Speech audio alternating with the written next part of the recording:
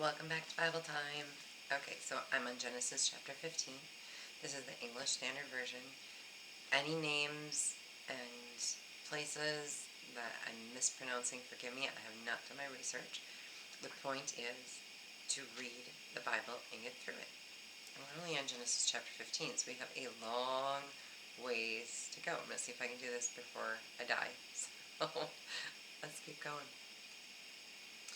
So this one's labeled God's Covenant with Abram. After these things, the word of the Lord came to Abram in a vision.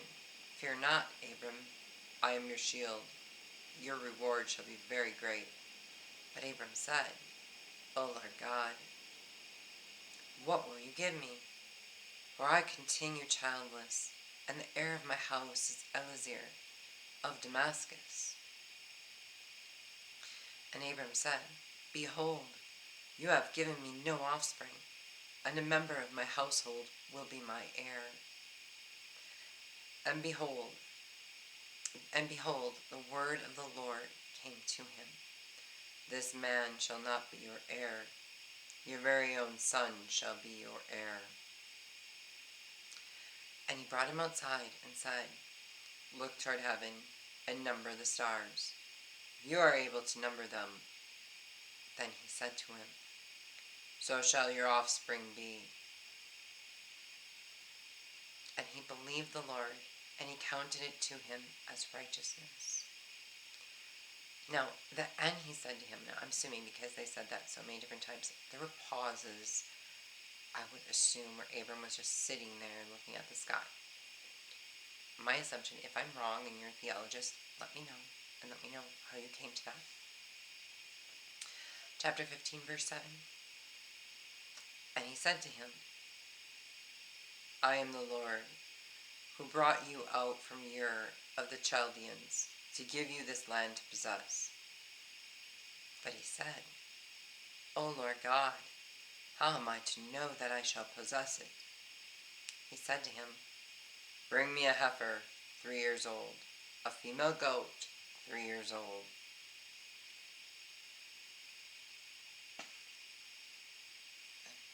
I'm sorry. When I think of animals being used as human sacrifices or sacrifices back in the day, I'm just like, what? Okay. I get choked up. I'm an animal activist. I love animals. Okay, anyway. A ram 3 years old, a turtle dove, and a young pigeon. And he brought him all these things, cut them in half. Ew. Ow. Do I want to know God? Really? It sounds kind of gross. Anyway, cut them in half and laid each half over against the other. But he did not cut the birds in half. Were they too small? And when birds of prey came down on the carcasses, Abram drove them away. As the sun was going down, a deep sleep fell on Abram, and behold, dreadful and great darkness fell upon him. Then the Lord said to Abram, Know for certain that your offspring will be of sojourners, any land that is not theirs, and will be servants there, and they will be afflicted for 400 years. But I will bring judgment on the nation that they serve, and afterward they shall come out with great possessions. As for you, you shall go to your fathers in peace. You shall be buried in a good old age. And they shall come back here in the 4th generation, for the iniquity of the Amorites is not yet complete. When the sun had gone down and it was dark, behold, a smoking firepot and a flaming torch passed between these pieces.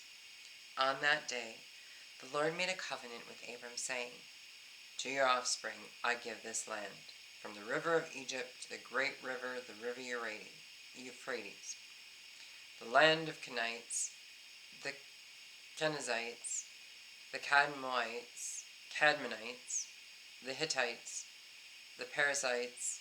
Sounds like parasites. It's not. It's like P-E-R. P-R-A-R-A-S-I-Z-Z-I-T-E-S. And I know I say it sounds like parasites. I'm sure they weren't parasites. The Rephaim, the Amorites, the Canaanites, the Girgashites, and the Jebusites. Let's go on to 16. Now, Sarai, Abram's wife, had borne him no children. I still think that's Sarah. That must be the Sarah that they talk about in the Bible. He probably had a child when she was 60. But it's spelled S-A-R-A-I. Sarai. I don't know. It's probably Sarah. So if I said that wrong the whole time, I'm sorry. She had a female Egyptian servant whose name was Hagar. Now I know it is Sarah, because Sarah did have Hagar as a servant. And Sarah said to Abram, "Behold now, the Lord has prevented me from bearing children. Go into my servant. It may be that I shall obtain children by her." And Abram listened to the voice of Sarah. So after Abram had lived 10 years in the land of Canaan, Sarah, Abram's wife, took Hagar the Egyptian, her servant, and gave her to Abram her husband as a wife. And he went into Hagar, and she conceived. And when she saw that she had conceived, she looked with contempt on her mistress. And Sarah said to Abram, "May the wrong done by me be on you.